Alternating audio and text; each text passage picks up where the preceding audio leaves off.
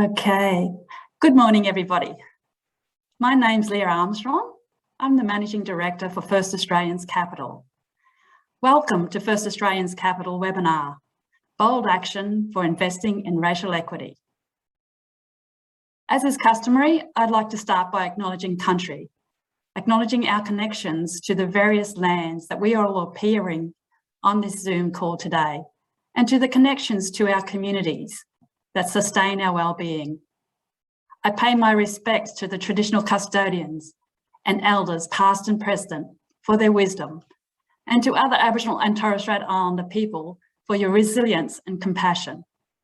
And in the spirit of reconciliation, I also acknowledge the non-Indigenous guests joining our webinar. As you all might know, October is Indigenous Business Month, and this year First Australians Capital celebrates our 5th anniversary. FAC was born from the belief that backing the creative, cultural and economic strengths of Aboriginal and Torres Strait Islander peoples and communities, we can create a new economy. Over the past 5 years, FAC has supported 600 Indigenous businesses, of which 80% have demonstrated improved business outcomes. And we've leveraged over 60 million in capital for Indigenous businesses. But we know there is much more that is needed to be done. And we have ambitious plans for our next 5 to 10 year horizons. Our goal is to be a catalyst for radical change in investment markets and to build a just, impact-led economy. We believe also, if you're not talking about racial justice, you are perpetuating racial injustice. That is why we are very excited to be presenting this webinar and thank Benson Salo and Natalie Walker for making the time to share their wisdom and experiences. I would like now to hand over to our panel facilitator extraordinaire, Steve Stanton, FAC's Director of Business Development. Steve is a Gomeroi man from Goondiwal in Western New South Wales. He has over 15 years senior executive experience across a broad range of industries and sectors, both nationally and internationally. Steve has a deep passion for impact investing and driving lasting social impact. Over to you, Steve. Thanks for the introduction, Lee, and I'm delighted to be part of such an important conversation. Welcome, ladies and gentlemen, to all the attendees who have joined us today. I also would like to acknowledge traditional owners on the many lands that were gathered today across Australia, our elders and our leaders. I'm coming to you today from beautiful Darkinjung country on the central coast of New South Wales, and I would additionally like to acknowledge all Aboriginal and Torres Strait Islander people joining us today. Just some quick housekeeping before we get into the important conversation and today's theme. I just want to remind everyone and encourage everyone that we do encourage interaction during this panel discussion. So if you do have any questions, please add it to the chat icon. Erin will pick up those questions, our tech support, and shoot them through to us. And we want to make sure that we have enough time to take some questions from everyone joining. If you do have any troubles, you will see Erin is a name, not tech support, but you'll see tech support as one of the attendees. So please feel free to reach out there if you're having any troubles. And just before we do get started, we are recording this session. So we will be sending it out in the next 24 to 48 hours and also posting the session on our social media platforms. Again, welcome. Today's panel discussion is hopefully going to be thought-provoking and create a lot of conversation around what it does take and what actions are required in investing in racial equity, and how do we advance Aboriginal economic justice for our people today and into the future. And we're joined by two leading thought leaders with a very diverse experience working alongside our people as we continue our unresolved commitment to economic justice led by First Australians. Ladies and gentlemen, I'm going to introduce quickly Benson Salo and Natalie Walker. Benson Solo currently holds the position of Consul General and Senior Trade and Investment Commissioner with Austrade. Benson is a descendant of the Wamba Wamba and Gudjimara people of Western Victoria, and also has family ties to the New Island province in Papua New Guinea. Benson's the first Indigenous person to be appointed to an Australian Consul General position, and Benson is currently coming to us from Houston in the USA and is America's industry lead for health and leads the health team across USA, Mexico and Canada. Prior to Benson's appointment within that position, he was the head of partnerships for investments at Australian Unity, a wealth and capital markets business. And Benson's focus was exploring private investing to Indigenous business to scale their impact through employment, financial empowerment and governance. Also joining us is Natalie Walker. Natalie is the founder of Inside Policy and is an experienced non-executive director and advisor. Natalie's held many positions across the human services sector, Indigenous affairs, in government, corporate and the not-for-profit sectors. Natalie is the founder of Inside Policy, was the inaugural CEO of Supply Nation and Australia's representative to the G20 Women Leaders Task Force.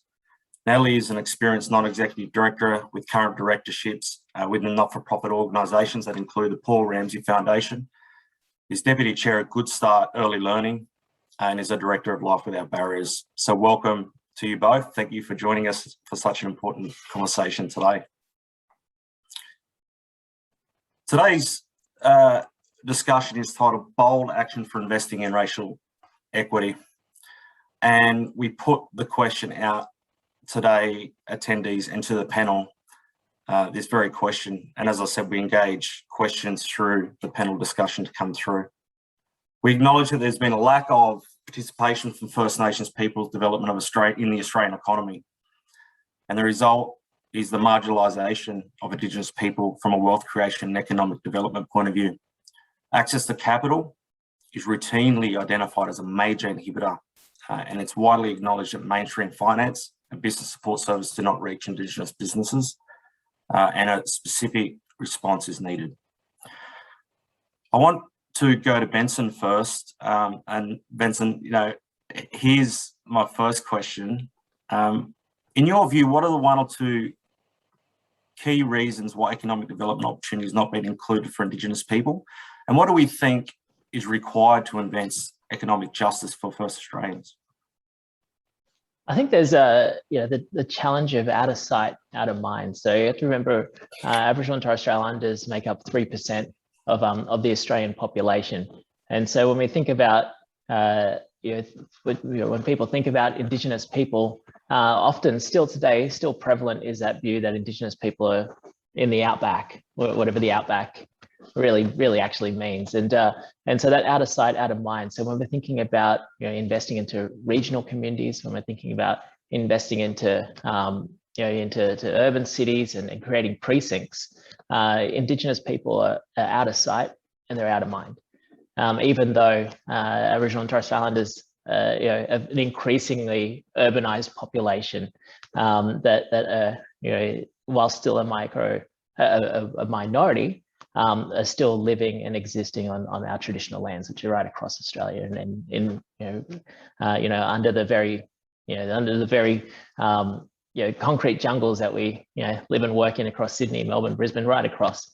And so I think that's the first thing, is if you're not even part of the conversation, or if you're excluded from the conversation, then how can you actually participate?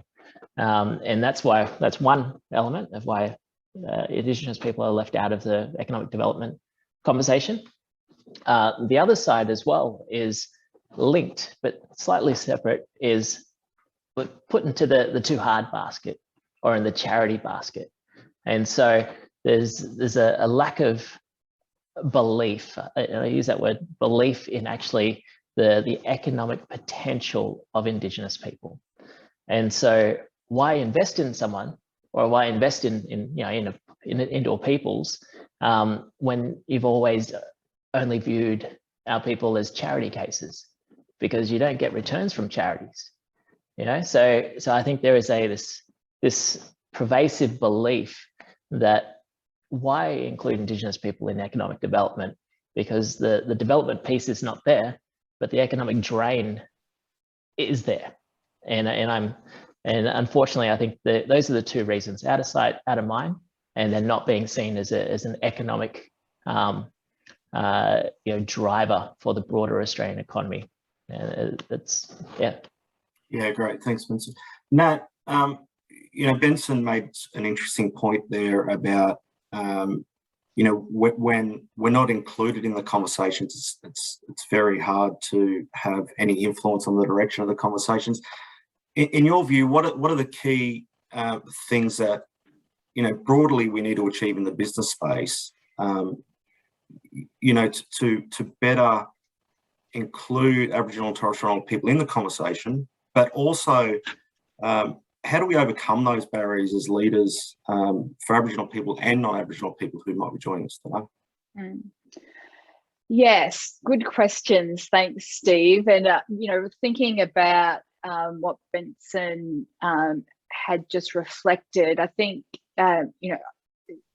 he raises some really interesting points to contemplate it. But if I just take a step back before I answer your direct question, I love the framing of economic justice, because that acknowledges that there has been significant injustice, and there has, and we have to really acknowledge and face up to the truth of why we are here today, which is there's a huge gap in economic participation between Indigenous Australians and non-Indigenous Australians. So we are so underrepresented, my people are so underrepresented in so many areas of the economy as compared to our non-Indigenous brothers and sisters. So why is that?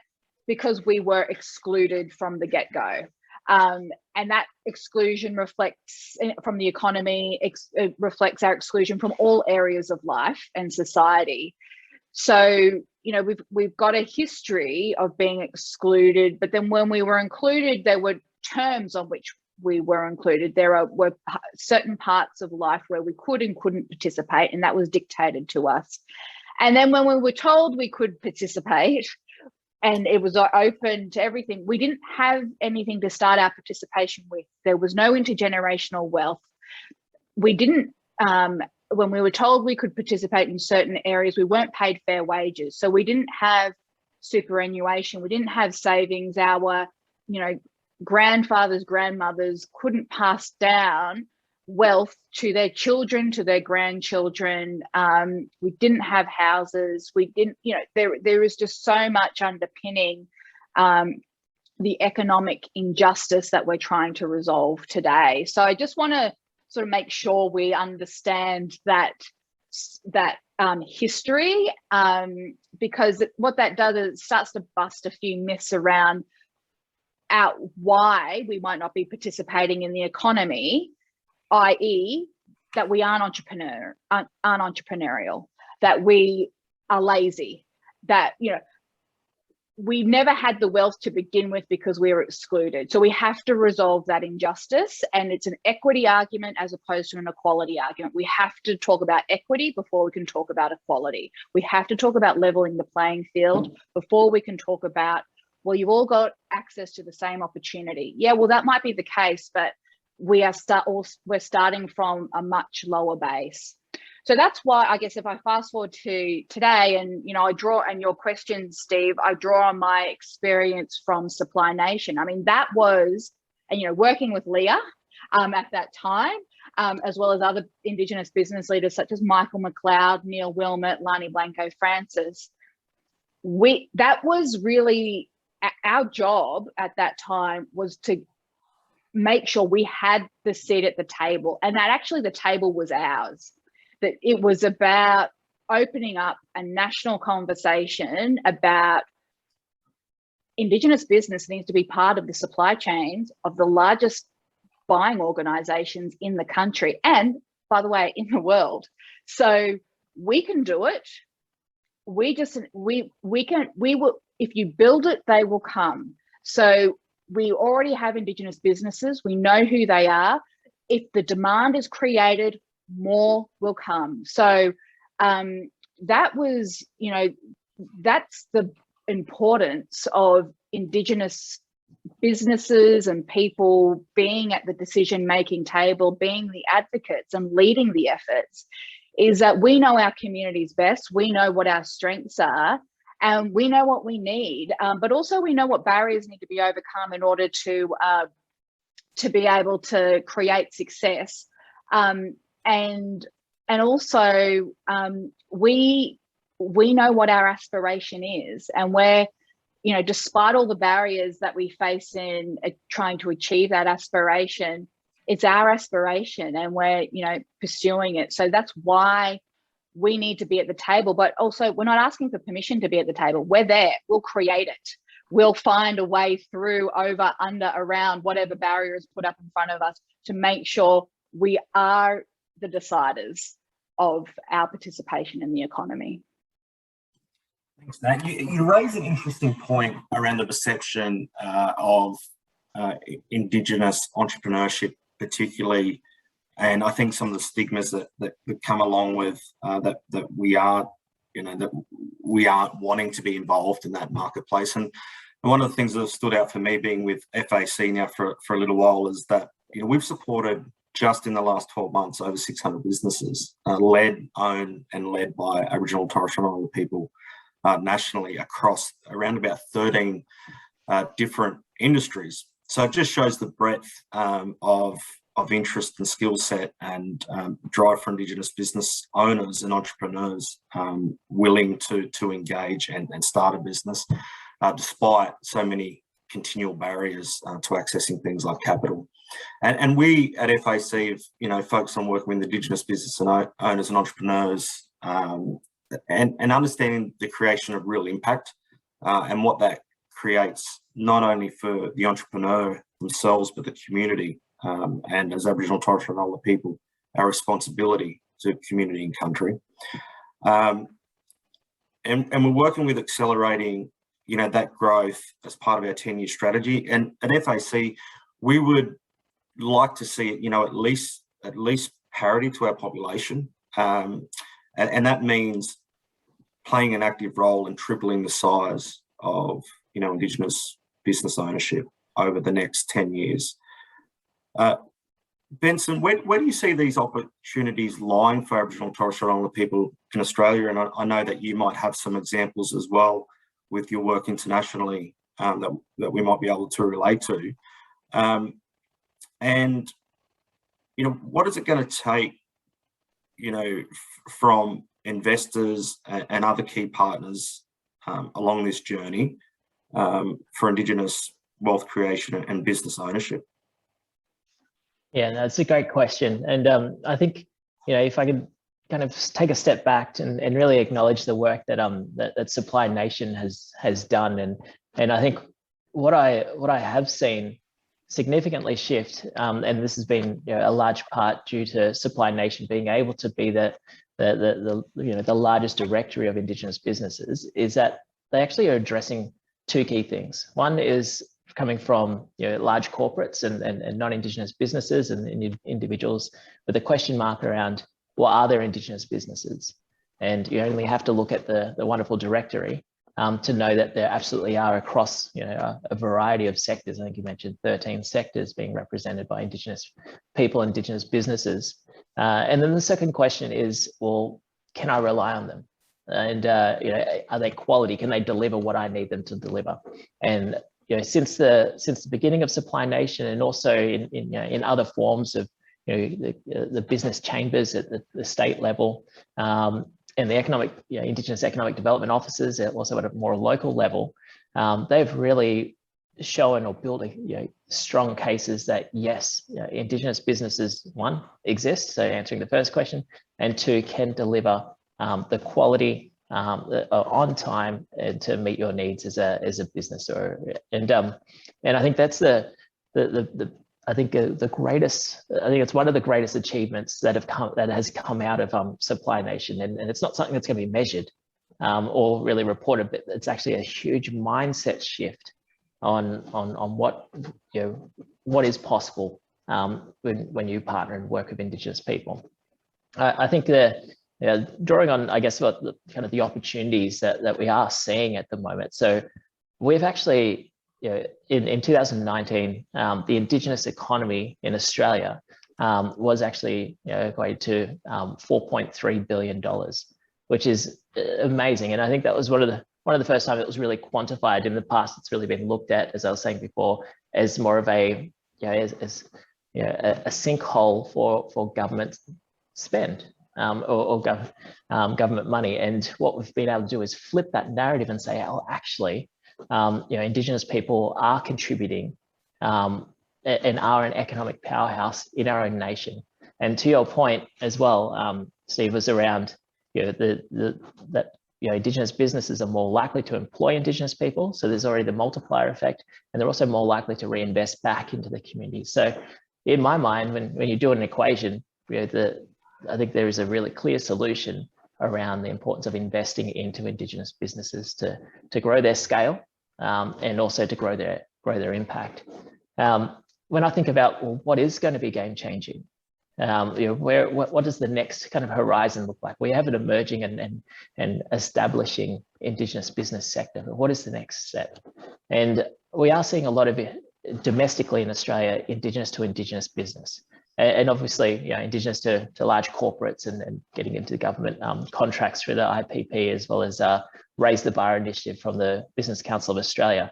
But where I think the next horizon is, and this is where I think the opportunity for me to be here in Houston and to my jurisdictions across Oklahoma, Louisiana, Arkansas, and Texas more broadly, is the opportunity to be able to connect Indigenous to Indigenous, but at a global level. And in the past 6 months, I've been a part of numerous, countless conversations in regards to supporting Australian Indigenous business to look above and beyond and think about how do we bring the best of our products, the best of our knowledge, and the best of our services into markets like the US and create that multiplier, but create that Indigenous to Indigenous trade route that allows us to tap into one of the largest markets in the world, in a market where people want to connect with Australia. They want to understand Australia's history, and they want to be able to support businesses that have positive impact. So I think the game-changing opportunity is really what we're going to see in the next 2 to 3 years is global Indigenous economies taking off. Yeah, thanks, Vincent. Natalie, you've been part of this conversation and being the inaugural CEO of Supply Nation, you've seen some of the initiatives that have gone into growing the Indigenous economy here in Australia, which has been a really interesting and exciting journey fraught with many challenges. In your view, what do you see? What would you say to investors when looking at investing in Indigenous businesses as the major opportunity of working with those businesses? Yeah, so there are so many opportunities, but maybe if I start with busting some of the myths first that Benson started to lead off with in order to set up the scene for the opportunity that exists. So, myth one is that we don't exist, or we're too small, or there really isn't an Indigenous business sector. So the Melbourne Business School study, as reported in the Indigenous business sector snapshot, busts that myth completely. There's been a 74% increase in the number of Indigenous businesses in the time from 2006 to 2018, and 115% growth in gross income in the sector in that same period. So, there are Indigenous businesses. Benson talked about the Indigenous Business Directory that Supply Nation holds. I think that's over 3,000 Indigenous businesses now that are listed or thereabouts on that directory. The number of Indigenous businesses are growing, but the businesses themselves are also growing. So, we are getting bigger. So myth one busted. The other myth is that we don't, you know, we're cottage industry, and that we aren't really, we don't make any contribution as such. Again, the Indigenous business sector snapshot that Melbourne Business School released this year, for that same period, 2006 to 2018, showed that 22,000 new jobs were created by Indigenous business in that period. So I don't know what cottage industries are creating that level of economic output, but so myth 2 busted. And then you've already busted a whole lot of myths about our lack of diversity and that we're not in sectors that are of interest. We're B2B, we're B2C, so all those myths busted as well. And, you know, so the opportunity, therefore, if you reflect on how all those myths are being busted and that what the facts are in terms of the Indigenous business sector, you obviously can't think about the question, well, what's creating all of that? Certainly the demand by the B2B demand, so the demand by government, and then how that demand's then pushed down through tier 1 suppliers, so those who contract to government then are required to buy goods and services of Indigenous business. That no doubt has created and stimulated a whole lot of growth in the Indigenous business sector. So the first opportunity is the demand. The federal government, since 2015, so since introducing the Indigenous procurement policy, has awarded around $5.3 billion in contracts to Indigenous business. Now, when we talk about Indigenous business, they are entities that are at least 50% owned by Indigenous Australians. So that's huge. In the prior years before the Indigenous procurement policy, I think the annual spend by federal government with Indigenous business was somewhere around $6 million. So $5.3 billion annually. And I think it was around $1 billion in the past financial year alone.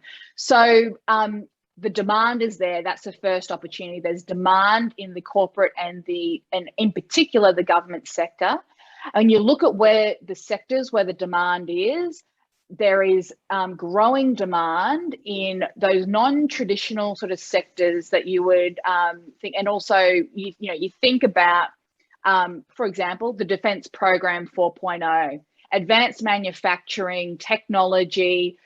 Who's going to locally manufacture the next widget for the next strike fighter that the federal government's going to be ordering and whenever? Like, these are all the things, right, that federal government's thinking about. What role can Indigenous business play in these opportunities? They are thinking about this. So if I'm an investor, I'm thinking I want to back in behind the Indigenous businesses that might be the suppliers to government. So there's a huge opportunity there with the government sector and in the industries of the future. I think there's also a huge opportunity when you think about our economy more broadly and building off industries of the future. You're thinking about consumer markets. You're also thinking about the caring economy. We know that health and aged care and childcare, all of those industries are just going to grow. And we look at what opportunities exist already in terms of Indigenous businesses being able to supply and offer goods and services in those sectors.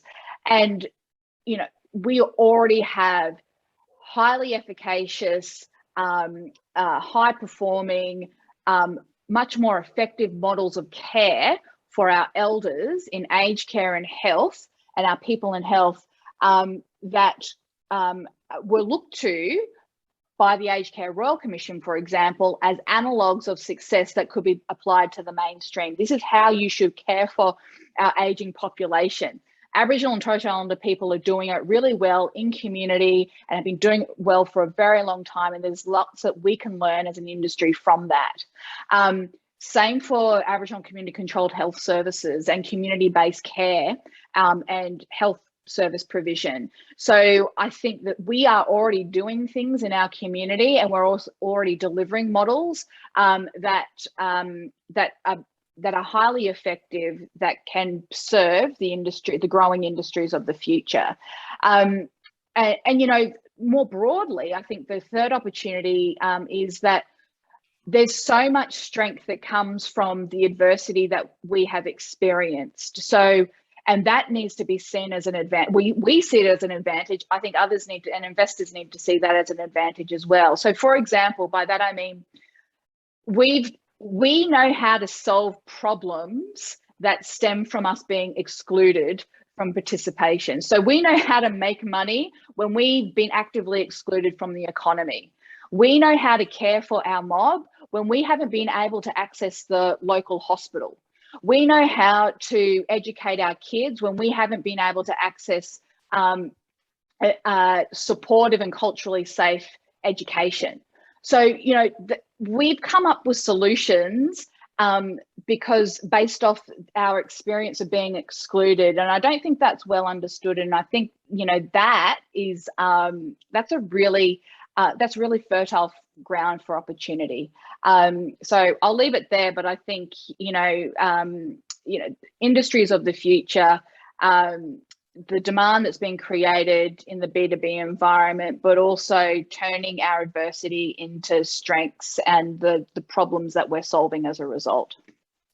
And you make a really good point, and something that we all should reflect on is that our adverse experiences today can be seen as strengths, and particularly our resilience as well. There's a place, I guess, that some of the experiences that we've had is we're starting to see the emergence of Indigenous businesses in Australia almost have a natural competitive advantage in the marketplace, in some marketplaces.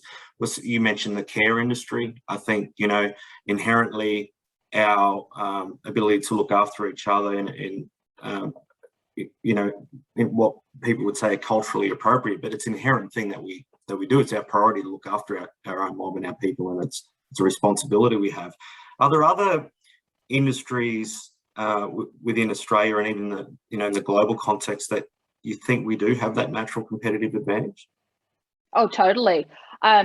So, you know, the obvious example is anything to do with our Indigenous knowledges. Now, there are issues related to that in terms of currently our system of intellectual property doesn't recognise Indigenous knowledges, and therefore it's really hard to protect those in the current legislative environment. But if that notwithstanding, there are huge opportunities, and already Indigenous communities are exploring how to make use of those, and if not already using those to help advance economic justice for their community in their community, while also leveraging their native title rights and interests as well that they hold. But I think fundamental to all of this is it's about community determining their aspiration for their local economy, their economic well-being, but their broader social and health and emotional well-being and cultural well-being, and building a pathway forward that that is based on choice, that they are choosing and they're making an informed choice about how they're going to leverage their native title rights and interests, how they're going to leverage or not their knowledges, traditional knowledges, to advance that aspiration. Now that should be their choice, but I can see a whole lot of opportunity with that if they do choose it. The other thing that I wanted to say on this is I think that there's also you think about the current topic of the moment is climate change, and obviously the government's plan, climate policy. You know, we are moving to a zero carbon economy, and industry is taking us there very quickly. There's clearly a role for Indigenous business and community in that, through land management practices, the carbon zero businesses and practices that Indigenous communities have always been and are already delivering. you know, they're just some examples of the opportunities that exist. Yeah, great. Thanks, man. That's some really good insights there. Benson, there is a few, I'm just looking at some of the questions that are coming through from the attendees that have joined us today. And I'm hoping this question might tick off a few of those, as well as a question I had for you. Natalie raised some good points there, and I think very strong sort of views on understanding our own competitive advantage, you know, natural competitive advantages, and you know, as Aboriginal and Torres Strait Islander business owners, looking at how we can incorporate that into, you know, business or and into different markets in Australia. Have you got an example, you know, in your experience working in the US, Canada, Mexico, where First Nations people are doing this, and you know, there's some similarities and differences to what we might be doing here in Australia? Yeah, absolutely. You know, Nat's touched on a couple of things, and one was around native title and the ability to self-determine over your own land. You know, in the US here, you know, we have sovereign territories that are, and I'll just kind of preface this, is the language here is different to what we have in Australia. So I'm going to use words like tribes, native owned, you know, reservations, just to kind of, you know, to kind of let you know where I'm going with this. Because here, and I was recently in Oklahoma. Now, Oklahoma is made up of 38 tribes. And this is all dates back to the Trail of Tears, where tribes were literally walked off their land, forced off their land, and established in Oklahoma, which was known as Indian Territory, prior to the establishment of the state of Oklahoma. What has happened in the last 18 months has been a Supreme Court ruling to state that actually, yeah, that this is, or Oklahoma, or at least 2/3 of Oklahoma, remains Indian Territory. And so what that has done has actually really flipped the conversation in regards to taxation, to law, to sovereignty, and the ability to self-determine over activities on your land, but then also the direction of your community as well. And so I'll take the Muskogee Creek tribe, who I was recently speaking at an event on their lands. You know, they started their economic journey with a small bingo hall. It's actually now into large casinos, but they also own 2 hospitals. They actually run all the roads, so they actually build all the roads across their lands. They have education systems. They also purchased a bank as well. And so if you kind of track all this back, you know, it starts from the ability to actually have an asset that you can take ownership or self-determine, you can leverage, to then to have the opportunity to invest into your community and the direction and the opportunities that present themselves. I've wanted to also kind of go back to something that Nat has really touched on as well, in regards to, you know, our communities are so good at identifying where opportunities lie. And I have no doubt that, you know, the innovation and ingenuity across our communities. I think the challenge here, and I think it's important for us to, you know, take the spotlight of question off our businesses and off our communities, and actually plant the spotlight on investors. You know, what we have identified for the last 10 years is the challenge around access to capital. You know, not being able to access mainstream finance, mainstream banking. The work that I was previously doing around developing a special purpose vehicle to attract, you know, private investment into a small portfolio of Indigenous businesses was a significant challenge. So there's no shortage of goodwill, but unfortunately, what I have found in really in the last 5 years, and I'm sorry that we've kind of done a sharp turn and we're going down this path. But what I have found in the last 5 years is that, you know, goodwill will only get you so far. You know, you need commitment. You also need people to be comfortable in discomfort. And when I say that, I'm referring directly to investor risk and risk appetites and risk frameworks that are developed with non-Indigenous businesses in mind. and not looking at Indigenous businesses when thinking about risk frameworks and risk profiles, and also the other side of risk around what is the what is the opportunity, what is the upstroke on the other side.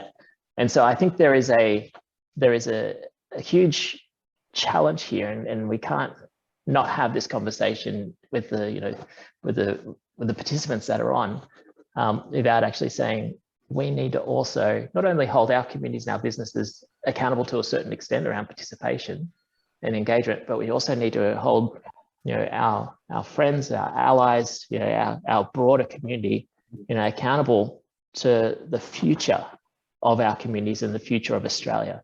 Because if we're basing it, just in 2019, 4.3 billion being contributed back into the Australian economy was coming from Indigenous businesses that continue to be questioned around their capabilities, their quality, that continue to struggle to access any kind of mainstream capital. And then imagine what could be achieved if we suddenly flipped it. Then we would see what I saw in Oklahoma with the Muskogee Creek that are actually worth over $10 billion. A single tribe in Oklahoma of the 38, a single tribe, and they're not even the largest. So I just want to kind of raise that in the point of, potentially we can have that conversation of, well, what does it take to shift the mindsets of investors to say, I'm not only going to think about my return, I'm going to be thinking about that impact-led economy that I want to develop. Yeah, it's really, really insightful. Natalie, there's a question that's come through from an attendee, which goes to Benson's point around access to capital. In your view and experiences, why hasn't this been filled by mainstream financing? And why does it need to be Indigenous led? Yes. So look, I have been involved in these conversations around what's the solve for increasing access to capital for the last, I would say, 15 years. So I feel like I have seen it all. And from different perspectives too, from my time at Supply Nation, as a non-executive director sitting on boards that are granting and making impact investments themselves, and then as an advisor to governments on policy that goes to this issue. And I think the fundamental problem with the approach has been, it's starting with the product first, it's starting with the investor need first, and then you're trying to retrofit into that Indigenous business. And I'll explain what I mean. So all the conversations I've bear witness to on this point have all been investor led, and have all been about, well, we need some way to reduce our risk and increase our returns. So that means government, you've got to underwrite the finance, you've got to underwrite the risk in some way, or we need some hybrid product that brings together a whole lot of first loss risk capital, and then maybe some. It's just I think it completely misses the point, and it misses the point because Indigenous people are not part of those conversations, and we need to start with the opportunity exists, the demand is there. So we're not talking about a part of the economy that has no customers. We are talking about a part of the economy where there are willing customers. They're falling over themselves to issue contracts and do business with Indigenous business. So there's no problem in, is anyone going to buy these goods and services? Actually, there are lots of people to buy these goods and services, particularly in the B2B space. So what we're actually, the opportunity is there, the customer's there, who's going to buy the goods and services is there. It's about starting, I think, with the conversation needs to start with values and the commitment. Investors, if you're real about being part of solving economic injustice, working with Indigenous business to help them grow and be greater contributors to our economies than what they currently are. And by the way, also solve some of the most intractable problems that our society is facing as a result, then you need to start with the value set of, we're going to do this. We're not going to start with the product first. We're not going to start with, we need to de-risk our position in some way. We are going to start with jointly developing a way to help open up access to capital in a way that makes sense for Indigenous business, and that also makes sense for us, but it also is in the context of, we know that there is significant impact that can be made and that customers exist, and when there's no risk that no one's going to buy the goods and services. So the return might take a longer period of time, it may not, but it's about starting with the will and commitment first, then working through much later in the piece, and not as a binary yes, no gateway issue, what the product's going to look like vis-a-vis the risk return ratio. Like, I just think we've got to completely flip the mindset, like Benson was talking about, because frankly, the conversations around product, the conversations around risk return ratio, they're the conversations that have been had for at least the last 15 years, and we still are where we are. So something's got to change. Well, yeah, really, really interesting point. And, you know, FAC has been working alongside a range of partners looking at how private capital and unlocking private capital is really going to, you know, support, which plays, you know, an incredibly enormous part of, you know, the existing economy. So therefore it should apply equally to, you know, Aboriginal and Torres Strait Islander businesses as well, where we have historically relied, you know, maybe significantly on government initiatives, etc. And we're, you know, at FAC trying to really disrupt that as well, which I think is an important perspective of accelerating economic justice. So there's more stakeholders and more people involved. My question to both of you, and feel free to jump in either, who should be sitting around the table at these discussions? Who should be leading the discussions? Obviously, you know, Indigenous people should be, Indigenous leaders should be, but who should be coming along for the ride on that journey? And what should they be expecting, and you know, to go into those discussions, whether it's private investors, you know, public investors? Who should be the key stakeholders around the table? Well, this is not a paid endorsement, but obviously First Australians Capital, right? Like you and I say that sort of cheekily, but not. You know, the Indigenous business community, like you, and also, but you also know the investor community as well. So I think, you know, organisations and managers like First Australians Capital are the best to be at the table, one of the key players at the table, because you're the translator, right? You can help both parties come together and move forward. I get that I mean, as an Indigenous business owner, I get that it's like, oh, this is how do I talk to investors? What do they want from me? Am I going to be taken advantage of? Like, these are all the fears, right, going through your head on that side.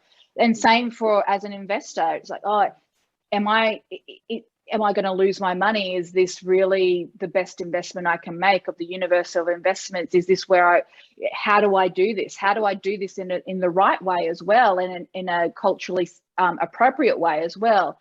And so, you know, FAC can be that translator, intermediary between the both, and help both realize both of their objectives, which is hopefully shared, right? You know, Indigenous businesses don't set out to make a loss and lose money. We set out to make impact and help our communities but also, you know, set out to make successful businesses. And, you know, that works in the interests of impact investors as well. And that's what impact investors are wanting. So you know, first and foremost, organizations like FAC need to be at the table, because you can be the translator.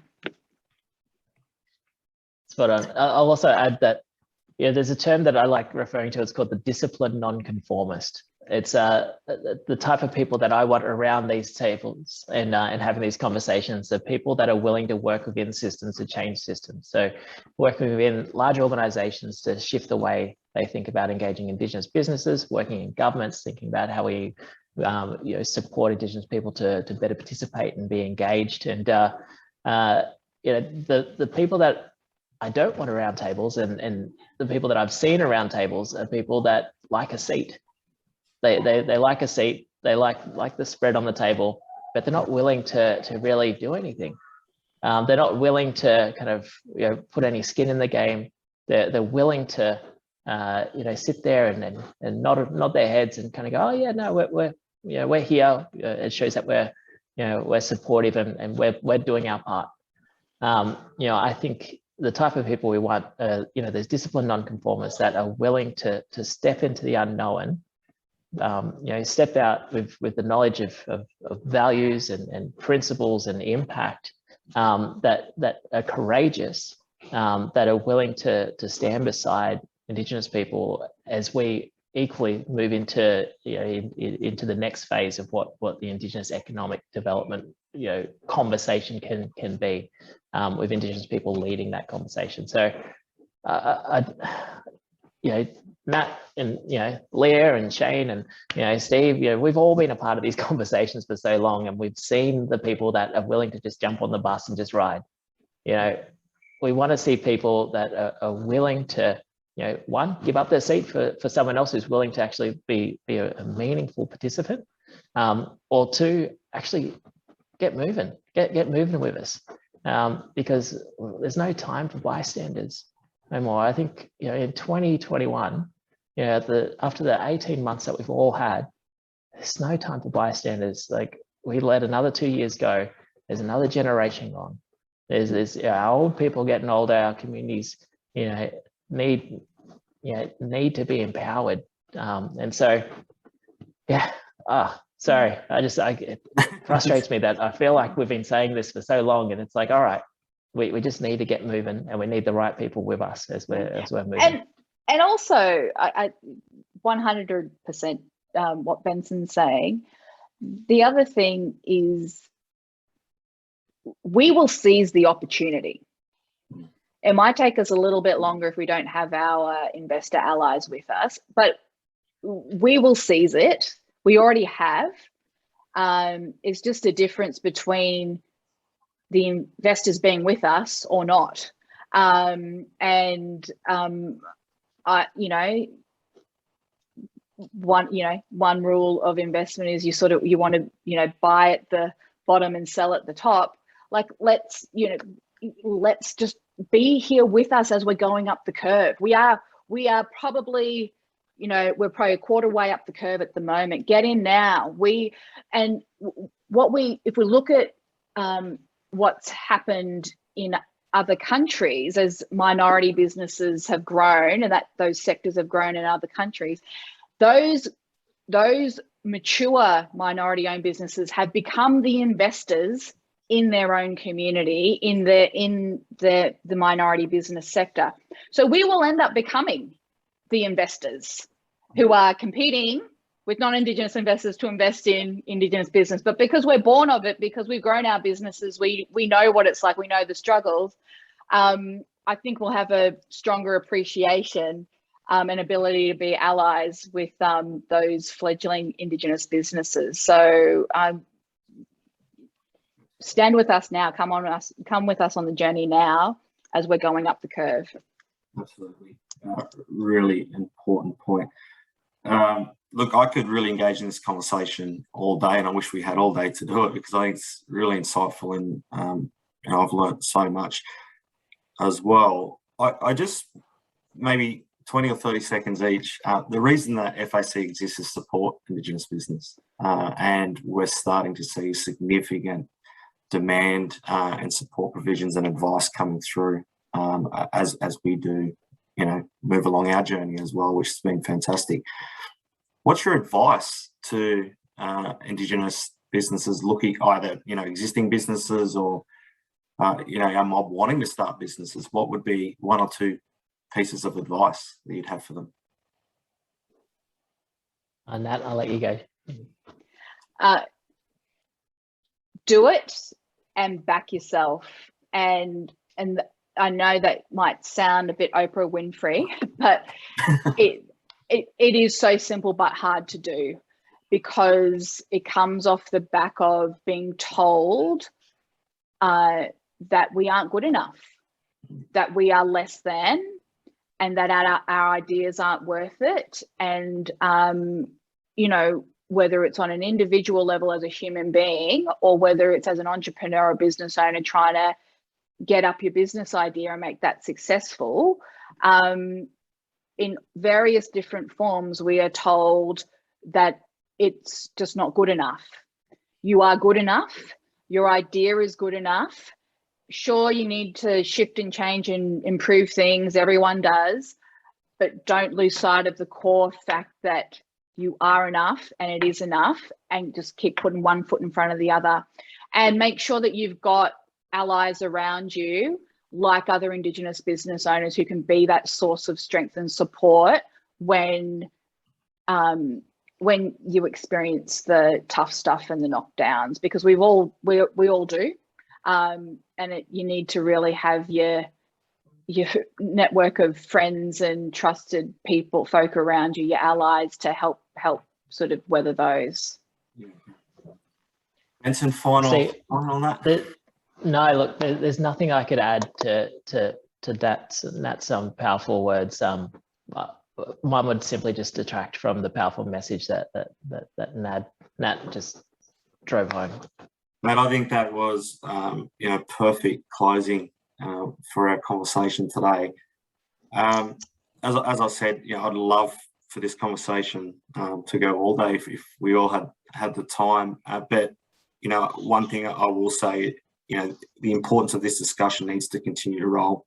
And FAC, we want to be leading that discussion along with our other Aboriginal and Torres Strait Islander leaders here in Australia, and we will do so. Over the next 10, 20 years, but immediately, we've got the responsibility and the action to do so right now. So thanks very much for your insights. I learned a whole heap. I'm sure our audience members did as well. Before we all clock off, I'm going to hand over to Shane Hamilton.